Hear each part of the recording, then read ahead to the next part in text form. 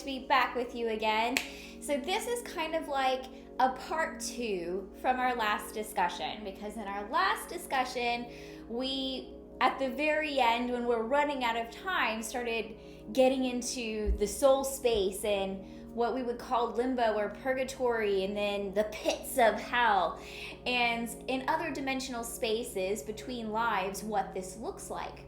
Now, what we didn't have enough time to delve into is why these spaces exist and how parts of our soul or consciousness end up there between lives. So let's start with the limbo or purgatory space, because I feel like this is the easiest yet most neutral to describe. Now, keep in mind that this is not based on any particular religion. None of these teachings have been looked up or reviewed or taught. These are things that I'm seeing just straight through my vision, my guidance, and I'm showing these to you in a way that's devoid of religion or teachings and dogma that already exist, so that you can take what's purely been given through angelic visions and apply them into the belief system you currently already have. And this is how you should approach everything. When you find a teacher that you resonate, you should be taking those teachings fully, openly, without regard, without walls, just really accepting all of those teachings and then applying them to where you feel like they belong within your personal life. Because you don't have to accept what everybody else says or what everybody else believes. But when you choose a teacher, you've chosen them for a reason. Whether it be because you feel the power or the authenticity or the divinity within them and you just want to touch that, or whether it's because you recognize something in them and know that they're part of your soul group. It could be that they are the type of person that you want to be like. But either way, you accept these teachings and you apply them where you freely feel like you want to apply them. You have free will choice in everything that you believe and in everything that you think. The only reason anyone would be offended by someone else's beliefs or teachings is when they're not strong enough in their own beliefs and they think that every other belief is a threat to theirs. Throwing that out there before we circle back around at the end. So with purgatory, or this limbo space, this is something that I was not raised Catholic or the religions that believe this. It's something that I saw in my experiences through working on people, and I would see how during a soul retrieval process, sometimes if I tracked the energy to certain places, it seemed stuck in this round space, like it was in sandpaper or sticky fly paper or something like that, like stuck there.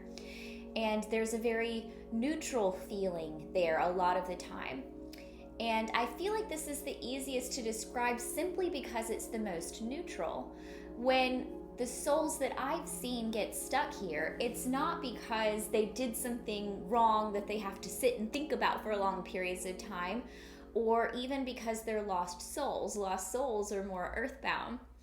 But the souls that I see in this space, they are there out of free will choice. They are there because they have not yet chosen to move on, but they also recognize that they can't stay where they are. So this is an in-between space, in between the soul space and the earth plane. They go there. A lot of the time, it could be due to heaviness or perceived self-punishment or things like that, because they don't feel ready to move on. So sometimes it can be because they're confused or they just have a lot of heaviness. But this isn't a imposed punishment from outside forces. This is just I need a minute kind of space. I need to sit and think about this kind of space, or I choose to sit in this emotion and punish myself with it kind of space. And we know as humans that we have that free will choice. It's called suffering, is what that's called. And you can suffer in any of your choices throughout life. You know, anything good, bad can happen.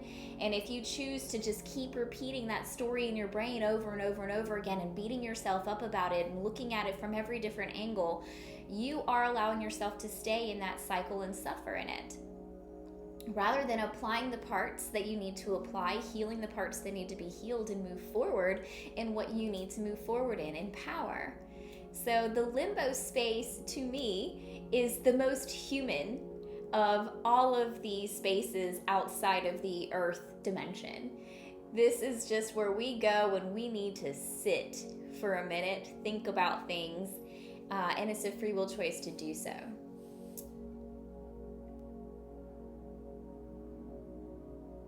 I'm picking up, when I'm teaching on that, I'm picking up some sort of emotion of sadness here. And I think that what this is telling me is that sometimes people choose the limbo space because they are sad. They miss something about the earth realm while still recognizing they don't belong there. So rather than choosing to move on, they end up in that in-between space. Now, the people in the limbo space, they can easily be moved over with the healing help of a shaman or healer or light worker, just anyone who has the capacity and the gift to be able to reach them and communicate with them. Communication with souls beyond the earth realm is important because this is how we learn what heaviness is holding them back, what thought cycles are keeping them in this space, and how do we lift that? How do we lighten that load? How do we bear that burden and transmute it in order for them to feel that they can make the choice to move on? We can heal all of these things, and this is where death rites come in. In a lot of cultures, we do death rites with people before they go, but a lot of the time, the people who are stuck in limbo, they did not die of natural causes, or they died feeling that they deserve punishment. And by not natural causes, I mean self-inflicted death or a child death. And these are just people who maybe died suddenly, might be confused, might not be ready to say goodbye. They might have certain sadnesses there. But when they stay there long enough, even without somebody's help from the outside world, they do have the capacity to learn to move on. They do have that free will choice to decide to move across into the soul space. They're not stuck there indefinitely forever, even though it may seem like a very long time in Earth years. Our Earth years, they take a very long time compared to what's happening on the other side of the veil.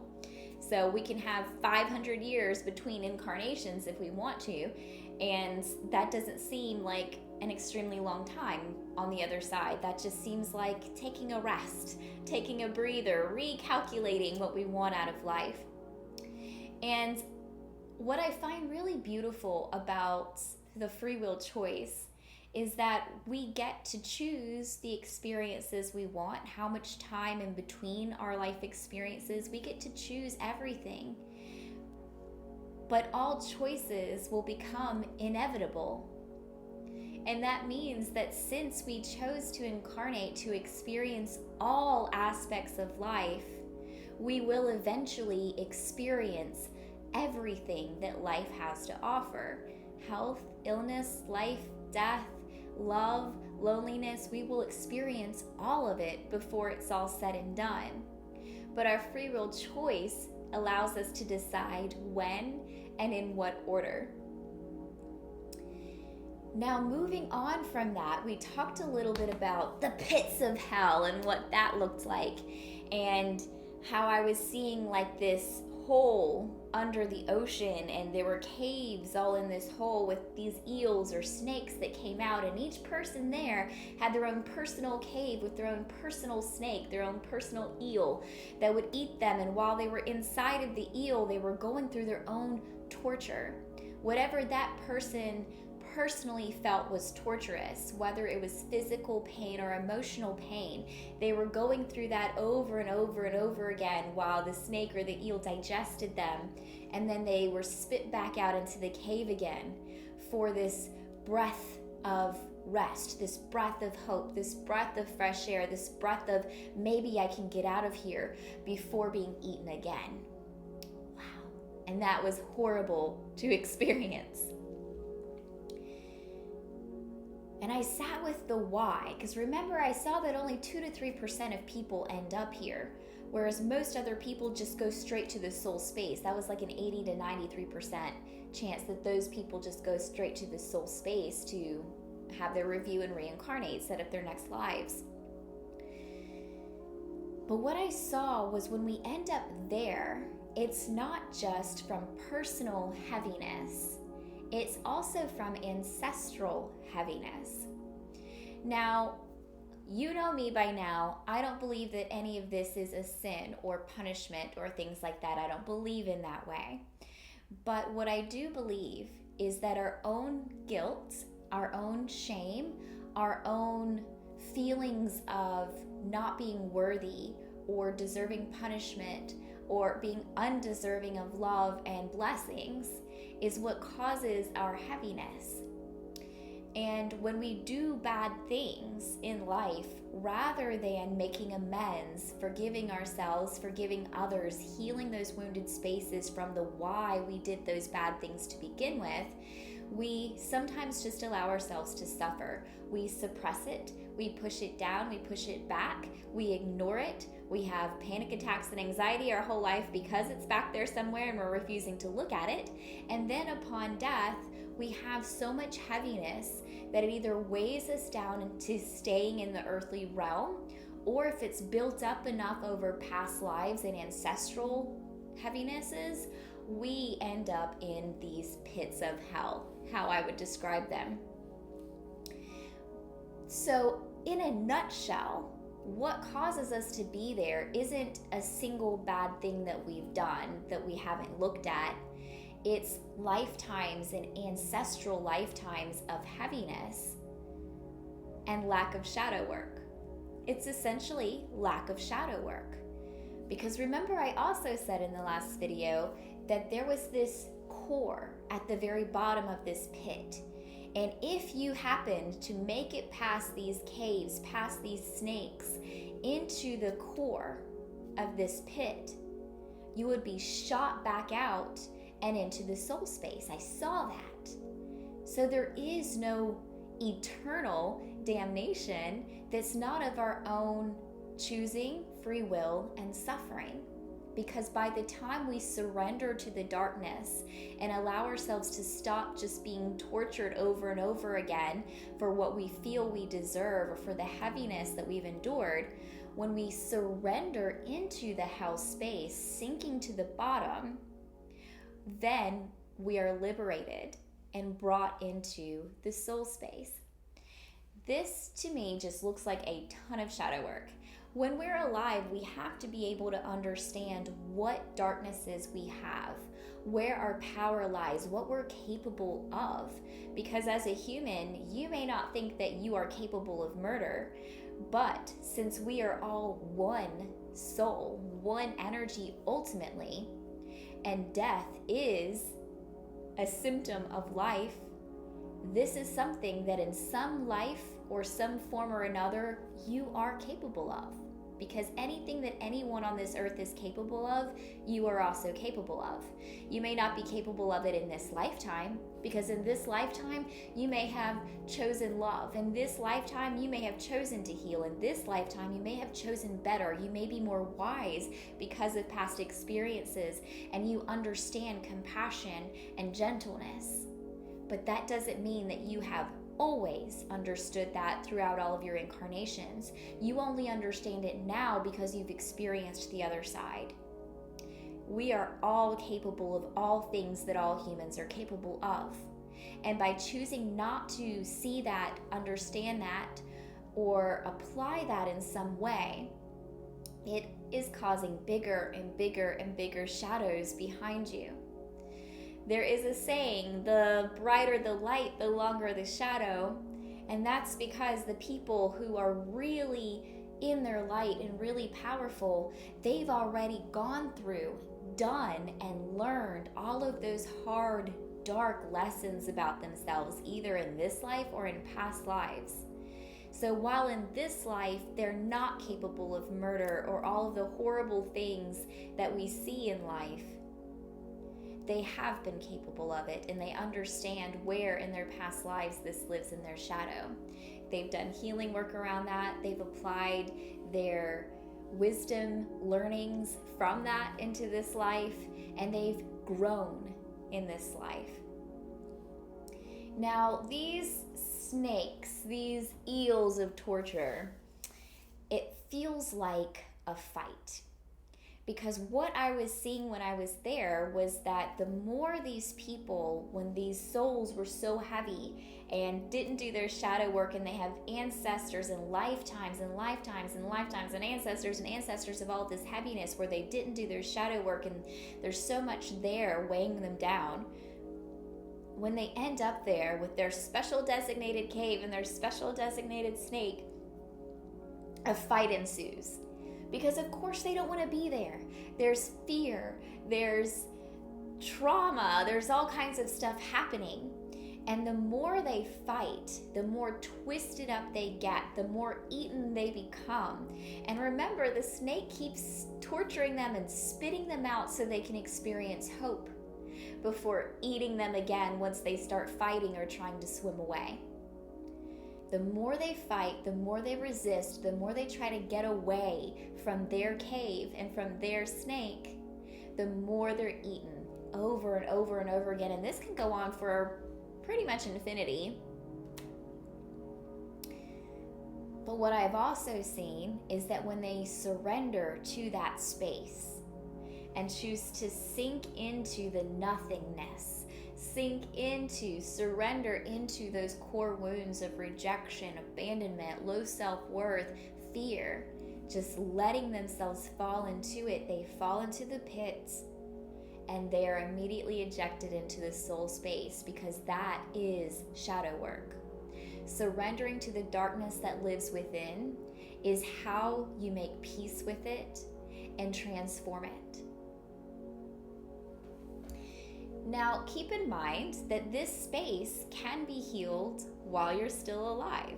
You don't have to wait and find out where you're gonna go. You get to do your shadow work and your healing now. And if you know someone who's capable of seeing into that space, they know already whether or not you have a space set up there. And that can change too. If we have somebody who has a cave designated for them, a snake waiting for them because of their lack of shadow work, because of their ancestors' lack of shadow work and all the heaviness there, this can be healed. That person can heal. That person can do their shadow work, can become and transform into something different. And that cave with their name on it can close. I have seen it done. And you know who you are, because this was a very special vision given to me while working with a client, a very, very special client.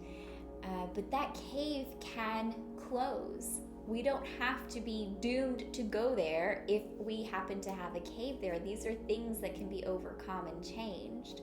We have free will. You get to choose whether or not you do your healing work, whether or not you learn from negative experiences and negative emotion. You get to choose positivity, love, joy, peace.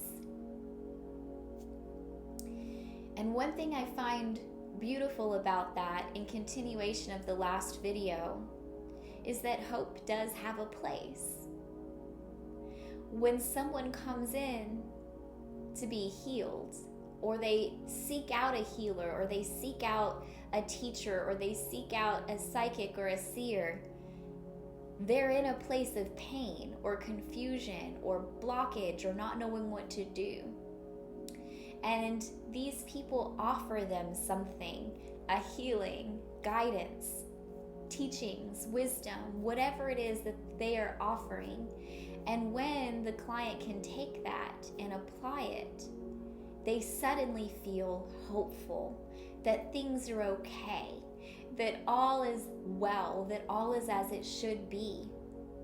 And without all of the fear and the heaviness, the hope is what brings them lightness, the ability to move forward peacefully, to be brave, to understand that they get to choose and that they're powerful enough to be able to choose, to move forward, to do what they need to do. One of the most important things that you will ever learn when walking your path, when living your purpose, is to never allow your mind to tell you that you're not capable, that you're too small, that you can't do this. You have the power and ability to move forward. You also have the power and ability to overcome your emotions and your thoughts, because they're not who you are. They're simply side effects of the energy that you feel while you're in this human body. Your thoughts and your emotions are not your soul. Now, thoughts and emotions can be part of our gifts if we have a gift of knowing, or if we have clairsentience, the gift of sensing and feeling things. And this is where things sometimes get confused, because people who have that gift of knowing quite often get confused between what's their human ego thoughts and what is a divine message. And people with that gift of feeling and clairsentience, they often get confused in their human emotions and triggers versus what they're actually sensing from the world around them, what's theirs and what's not. And the biggest way to help clear this channel is through shadow work, because the more you know yourself, the more you understand your own channel, and the more you heal within yourself, the clearer you are. So when you're in those spaces of hearing a message, but you're not sure if it's just what you want to tell yourself, you can clear your channel. You can take a deep breath. You can know, this isn't me. You can ask that question and allow it to come to fruition. You can hear what's there. The same thing with that sense of emotion and feeling. When you start to feel something or sense something that isn't quite right, or that you feel might need to be healed, or somebody's sadness, or somebody's whatever it is, you can take that deep breath and clear your channel. Understand it, because you already know where your wounds are. You already know what your triggers are, so you can clear those for a minute. Become that clear, open channel. And then when you sense that or feel that, you can know that you're being guided into a certain space, into a certain thing, into a certain feeling or emotion. And being able to decipher your visions is super important. People who have the gift of clairvoyance or vision, you have to be able to interpret your visions. This might take time to figure out, but when you have a vision, you also have to start using your other senses to be able to understand what you're seeing and why you're seeing it. Because quite often we are given answers to things in symbolic or abstract ways. So seeing a particular image may not be literal. It may be something that you have to interpret using your emotions, your feelings, your clairaudience, your knowing. You have to be able to talk with your guidance, and this takes time, it takes practice, but we don't just use one of our senses when we are doing this work, we use all of our senses. And someone asked about people who don't have gifts, and everybody has these gifts, everybody does. And I know that there are some people who don't feel like they do, or who don't tap into them as deeply as they think that they should. And I want you to understand that this is a personal expectation. It's not reality.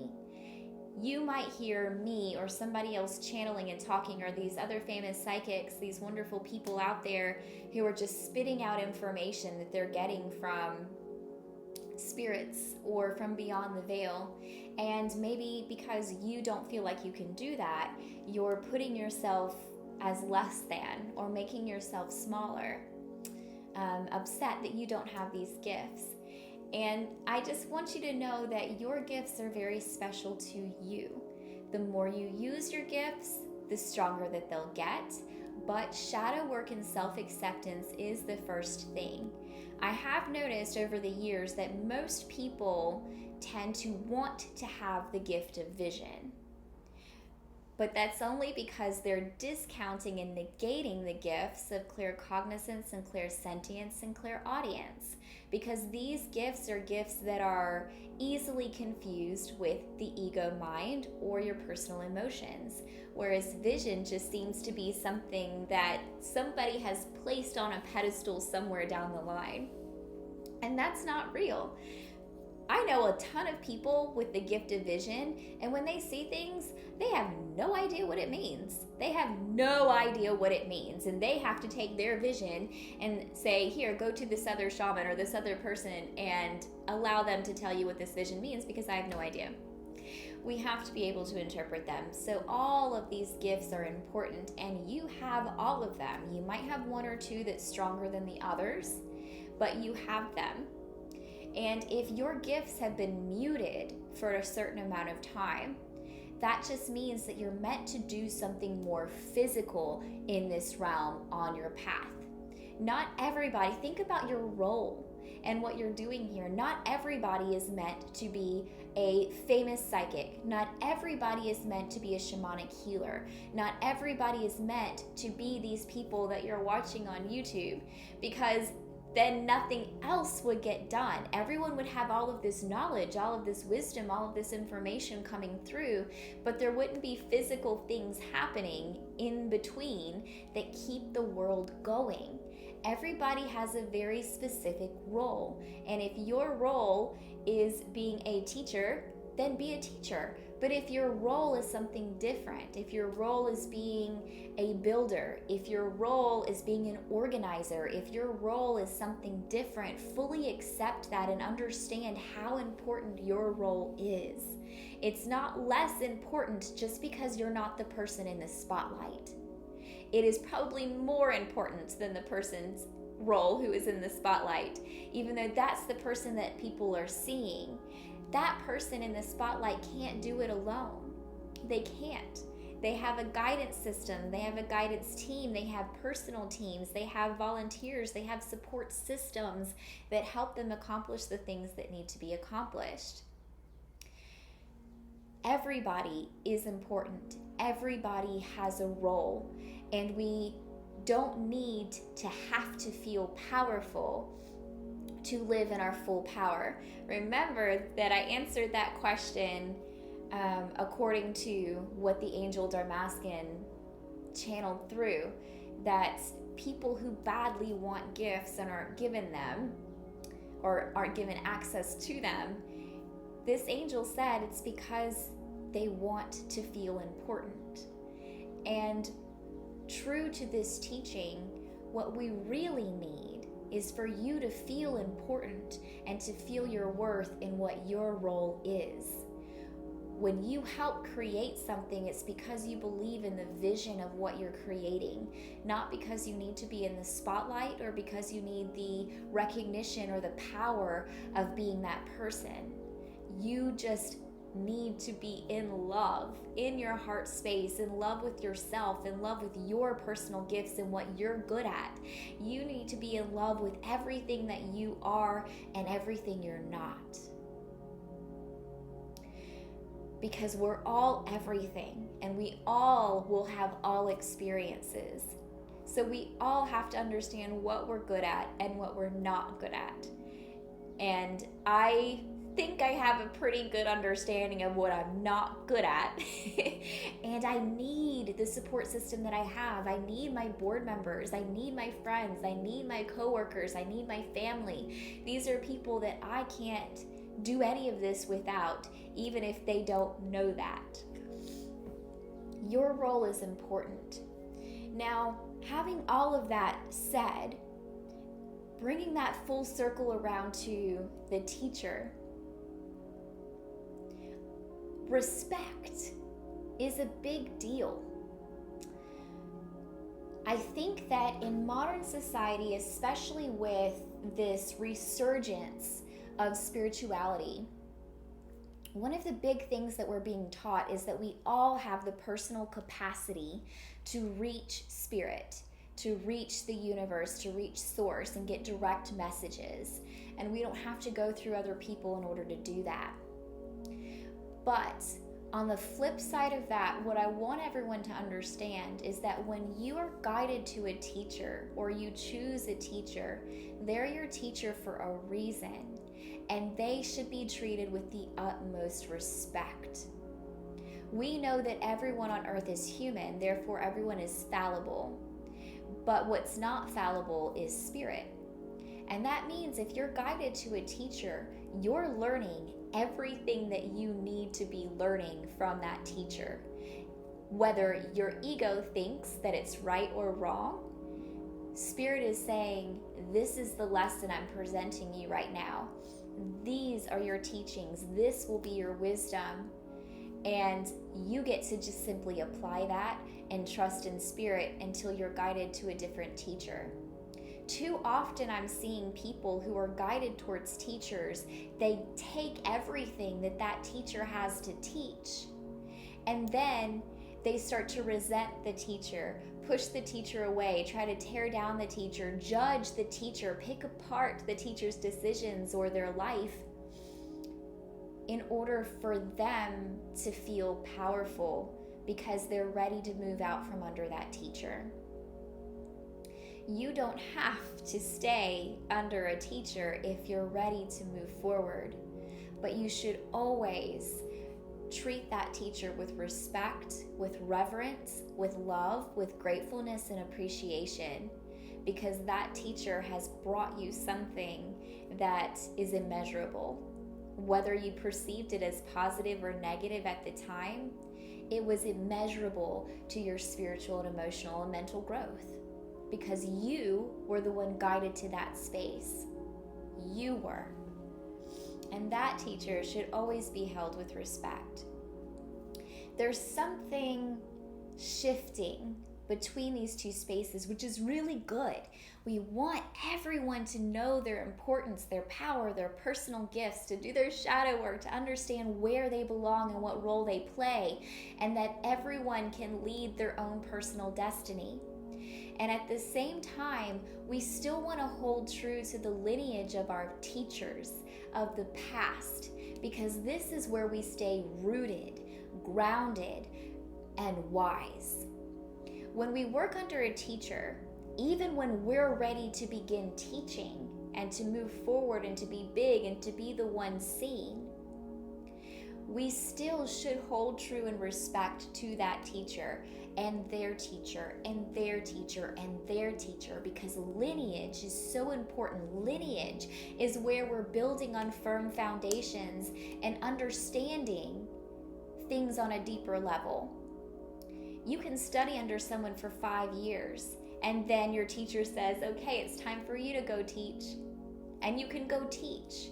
But the reality is that you don't have the experience that your teacher had, or that their teacher had, or that their teacher had, because they were teachers first. Even if they only started teaching 1 year before you, they were teachers first, and they will always have 1 year more experience than you have. This is important to remember.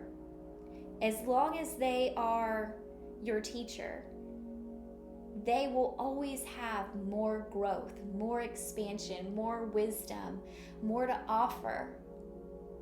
Even if you have to move on and start doing your own thing as well. There are two sides, and both sides are equally as important. You fly, you be big, you take on your purpose and your path, but you hold on to those traditional teachings. You understand where you came from. You respect your lineage, and you build what you're building on firm foundations, knowing that at any time you have this support system of all of your elders that you can go back to, that you can ask questions about, that you can feel supported in. Because this is part of what we're doing.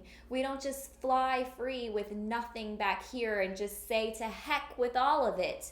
Everywhere I came from, burn it to the ground. That's not what we do. Even if we feel friction from time to time, if you feel friction with a teacher, it's only because you are being called to move forward, and instead your personal fear, self-doubts, or insecurities are keeping you from doing that. It's keeping you in a state where you feel that you need that other person to be powerful. When in reality, it's just time for you to fly. But this teacher will always be part of your lineage. Always. And we get more from our teachers than just teachings and wisdom. What we get from our teachers are energetic transmissions. Because when somebody teaches you, when you become a student, a pupil of somebody else, you're not just receiving what they know or what they're guided to offer you. You're receiving a transformation of your soul. When you work side by side with a teacher, you are changing on the inside. Your energy levels are shifting, transforming, elevating. You are becoming something bigger, something higher, something more wonderful in your humbleness, in your ability to recognize a teacher. Always find something bigger than yourself. Always. Always. If you're the biggest person around you that you know, find another person. Find someone big. I love to go and talk back to my teachers who taught me years and years ago. I love to go back and find shamans who are 80, 90 years old, who are channeling these elementals and these beings that I just feel lucky to be in the presence of. I know what my worth and my power is, but I also know that they have exponentially more experience than I have. Even if they do something completely different than I do, even if what they are teaching seems different than what I know already, I recognize when I'm in the presence of divinity, and I recognize when something is larger than what I am so far because of my limited experience and my youth. Not just youth in age, but youth in how long I've been doing this compared to someone who's been training over and over and over again and doing this work and doing these things for 50 years. I will always feel touched in the presence of divinity like that, because I recognize the importance of lineage, respect, love, the wisdom, the energetic transmissions that are there. And I always want more of that. So teachers give you energetic transmissions, continued growth, roots, and stability. A teacher is your lineage. Hope keeps us moving forward. Surrender to your shadow work brings light and transformation. Now there's one other little thing that I've been wanting to talk about for probably months that came up, and it was hellhounds. I don't know if you guys remember that video, but I wrote down hellhounds, and I was like, okay, apparently this is gonna come up at some point. I don't know why, but I have seen these dogs, these wolves type things, and I feel like a lot of seers or healers have also seen these dogs. So I'm actually leaving this open at the end of this video so anyone can comment who has also seen these, and we're gonna find out what this means. So when I was growing up, I used to see a wolf man sitting on the back of my couch. He wore a plaid shirt. And I have heard stories of other healers who have also seen some sort of wolf man.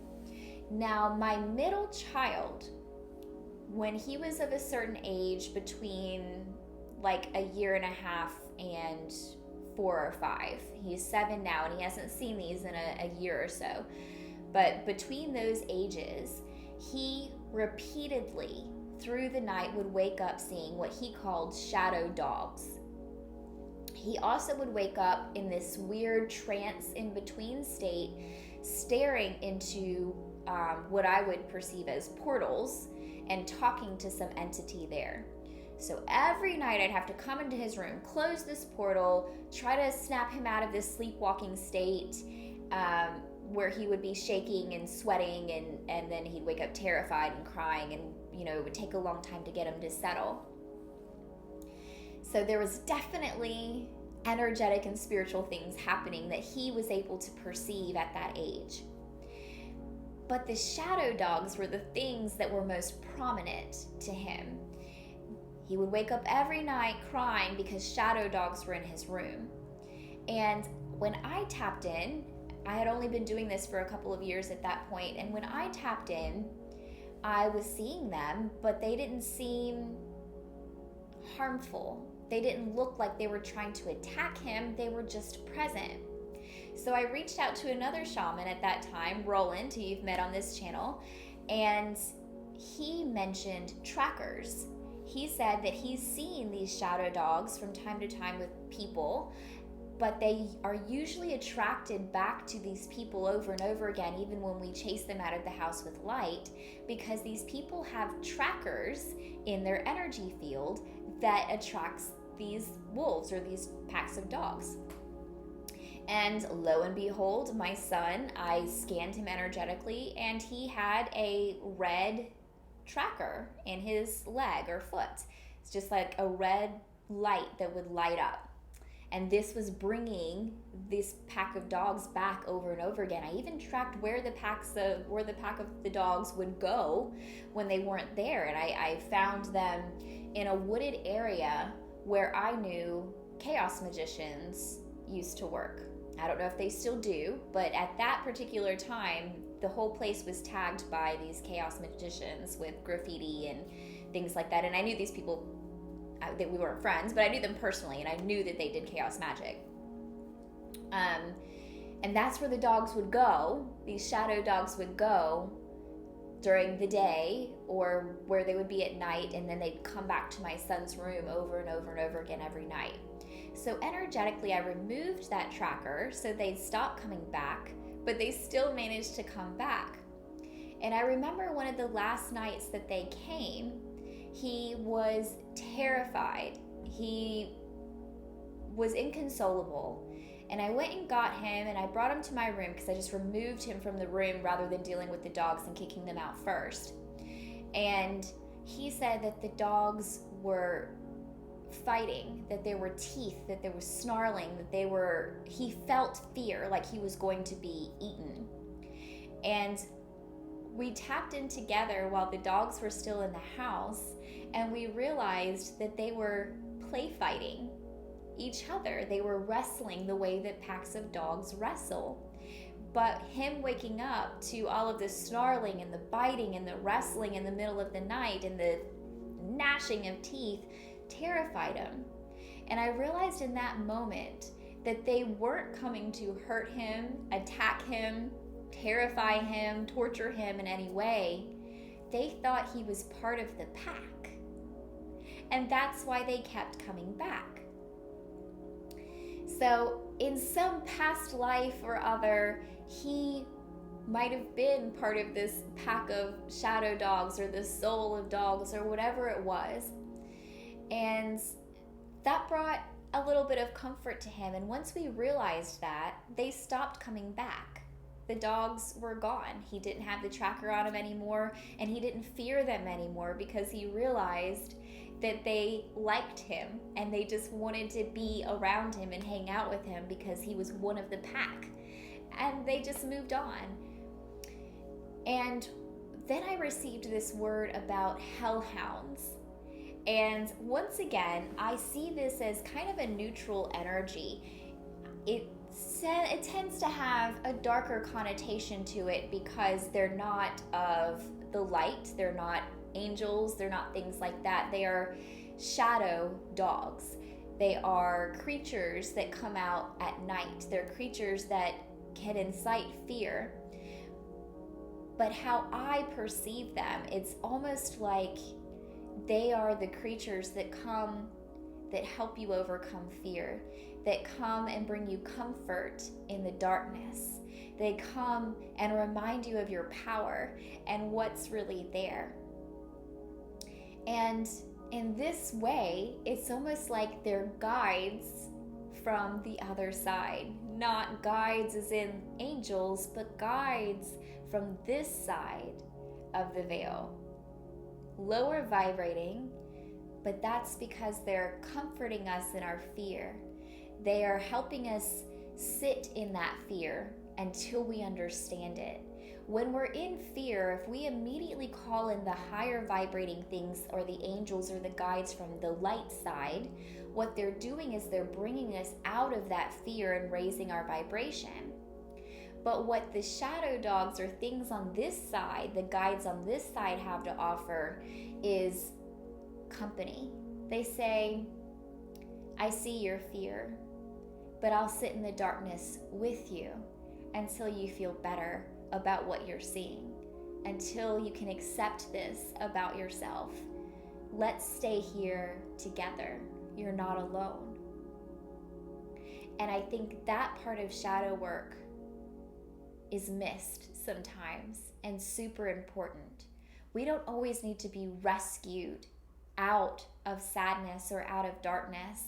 Sometimes we just need that guide, that help, that support to sit in the darkness with us, to help us understand, not even talk to us, but just to be in the room with us until we can accept these vibrations and what this means about us. So he called them shadow dogs, I called them hellhounds. All in all, it's the same, and I love it. This has been such an amazing word to be able to give you guys today. Thank you so much for tuning in. Once again, I'm Mary. I am the founder and teacher at Earth and Star Spiritual Wellness Center, and I hope to speak with you guys again soon. Let's play.